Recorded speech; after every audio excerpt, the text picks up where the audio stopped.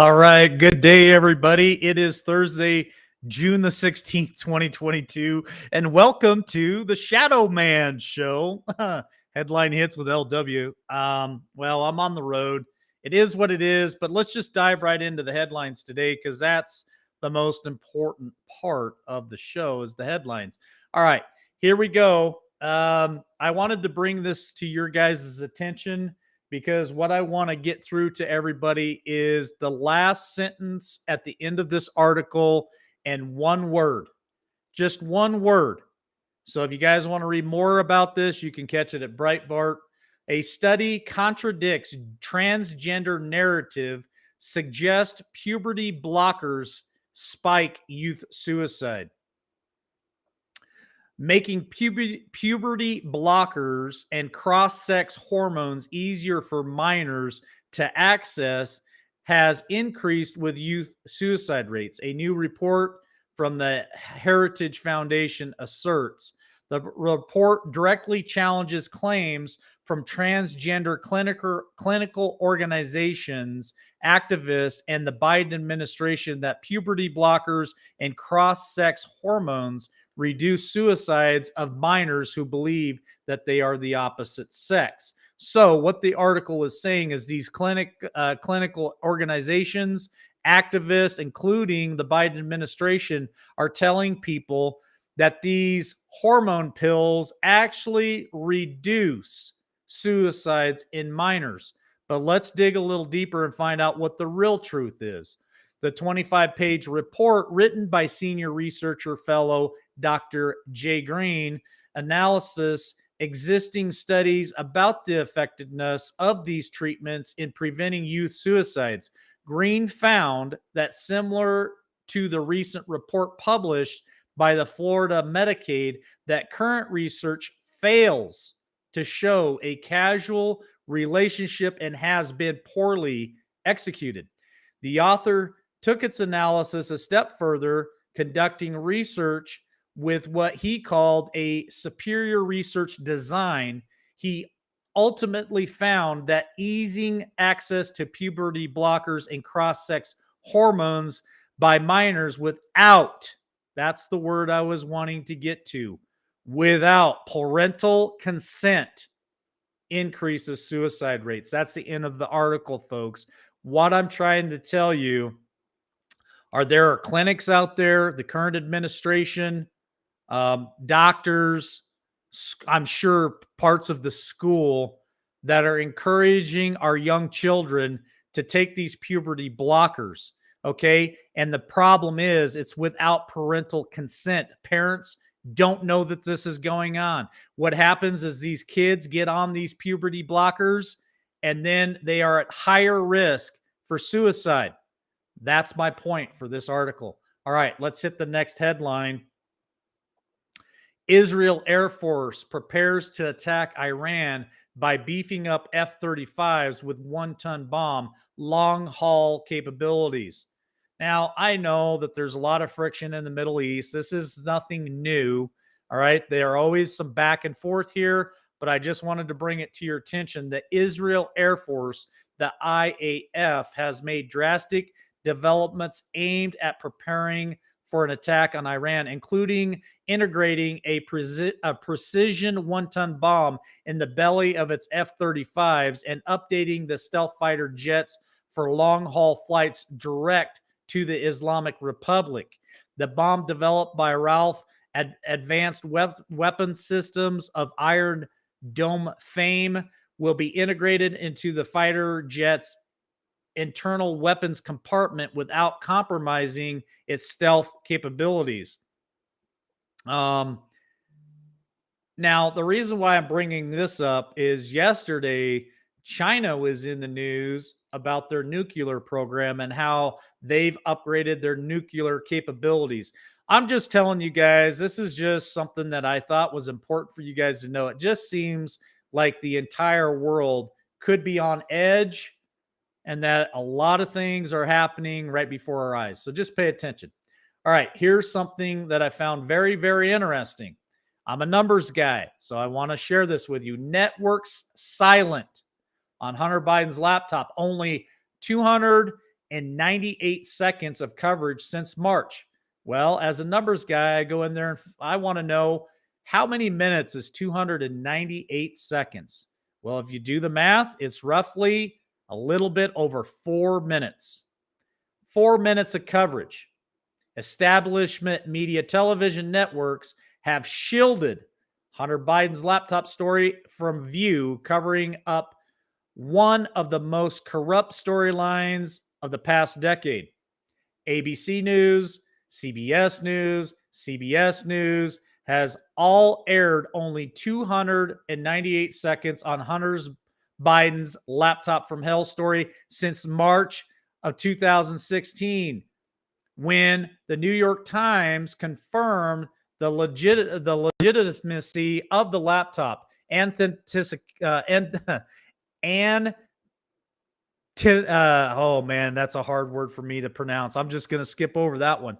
Anyway, the deal is that these guys knew about this laptop in the fall of 2020. Matter of fact, this story broke right before the election of 2020. And they absolutely 100% covered it up. Okay, now listen to this. That's not the only story that they've covered up. Since March of March 16th, 51 stories have broke in relationship to Hunter Biden's laptop. They've reported nothing about it. Nothing. 51 stories. I'm not even going to read down through them. If you guys want to know the stories that they're not reporting, we've reported them here on LWN many, many times, but you can check it out on Breitbart. But man, you want to talk about stories that if this was one of Trump's children, oh, it'd be relentless. It would be relentless. They'd ask for his resignation. They would impeach him, but not this guy. They just keep letting it go on. All right, let's talk about this.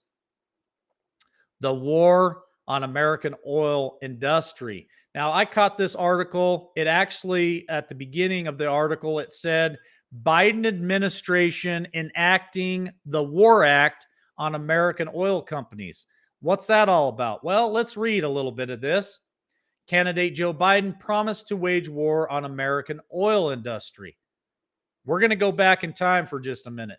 The then candidate Joe Biden promised in 2020 to wage war on American oil industry by terminating subsidies and drilling feasibility. Now listen to this.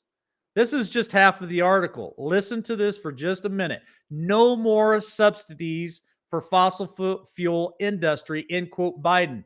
And he stated this on the stage during the Democratic primary debate. I watched this debate. This is word for word verbatim. No more drilling, including offshore. No ability for the oil industry to continue to drill, period, Biden said. With his energy policies, if he'd win the presidency, it ends, end quote. Let's read a little further. Biden has made good on his campaign promise. One of the only promises that this guy has kept and made right here, to reduce oil drilling. And to Biden's second year of office, his administration has driven up private and public financing costs of oil drilling, halted drilling on public lands, and canceled the Keystone Pipeline. Here we go. Here's a little bit more. We're going to keep reading. Gas prices reflect his policies. According to Energy Information Administration, Americans will pay $450 more for gas in 2022 than they did last year on the inflation adjustment bias. Motorists in the U.S. are now spending nearly $750 million more on gasoline every day than a year ago. $750 million. That's $750 million a day, more than we did a year ago. Now listen to this. Here's where this little weasel tries to blame everybody but himself as usual. This current administration will not take an ounce of responsibility for destroying America, for ending our energy independence. He's blamed Trump. He's blamed Putin. And now we're going to blame the oil industry itself. Now, listen to this. I just read to you at the beginning of this article what he promised on the campaign. He promised that he was going to shut this down. Now, listen to the letter that he just sent these guys. Defenders of Biden's emergency policy claim that Biden was just referring to federal lands. Taken literally, the former president's debate comments could be read to mean that he would end oil drilling, or it could mean that he would not allow new drilling, which is how the Biden campaign described the candidate's position. Now, listen to this. On Wednesday, this Wednesday, which was yesterday, Biden sent a letter to Marathon Petroleum, Valero Energy Corporation, ExxonMobil, Phillips 66, Chevron, BP, and Shell. Listen, blaming them for the cost of gas. He also requested they produce more oil. You can't make this stuff up. Listen to what he put in the letter. In advance to that, I request that you provide the secretary with an explanation on any reduction in your refining capacity since 2020 and any concrete ideas that would address the immediate inventory, price, and refining capacity issues in the coming months, including transportation measures to get refined product to the market. That's what the letter read. Let's go a little bit further. He also states your companies need to work with my administration to bring forward concrete near-term solutions that address the crisis and respect the critical equities of energy workers and fence line communities. He's getting ready to enact a war action against the Petroleum Council to force them to produce more oil. Are you kidding me? You're the one that put an executive order out there to shut down the Keystone Pipeline. You've shut down other pipelines. You've pulled permits. This is your fault. All right. He also wrote, I have directed the Secretary of Energy to convene an emergency meeting on this topic to engage the National Petroleum Council in the coming days. Now, listen to this. Here's the reason behind it. We're getting to the meat of it. Why is Biden doing this? Well, as conservatives, as patriots, we all know why they're doing it. Biden's reversal comes as polling shows 74% of respondents said Biden's soaring gas prices are extremely very important factor in how they will vote in the midterm elections. Here's your warning. Biden's approval of his management of gas prices is only at 27%. I'd like to know who the hell these 27% people are. You actually approve of the gas prices? I think it's 27 people, not 27%. Additional polling indicates 53% of voters believe Biden is trying to raise the price of gas to force citizens to use less fossil fuel, according to the poll of Convention of States. Now, I think there was one more poll here that I wanted to read for you guys. Trump warned voters. Remember, everything Trump has said has come true.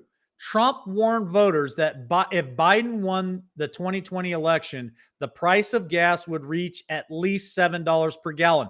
How many of you in chat remember him saying that? I do. If Biden got in, you'd be paying $7, $8, and $9 a gallon. Then they'd say, get rid of your car. Gas prices have averaged $5 per gallon for 6 days. JP Morgan Commodities Analysis predicted gas prices may increase to more than $6 a gallon before Labor Day. End of the article. A war on our American oil. Now, why am I bringing this up? I'm bringing this up because Biden just got back from a tour. I believe he went over to Saudi Arabia. He got on his knees and he begged these guys to produce more oil and send it to America. He also sent a delegation down to Venezuela, begging them for more oil. He's been all over the place, not him personally, but his administration has been all over this world begging for more petroleum. My guess is he's been told to pound sand and piss up a rope each and every time, and now it's going to affect the midterms, and they know it. Are they really this stupid? We've seen this for months and months and months. We've seen this for over a year.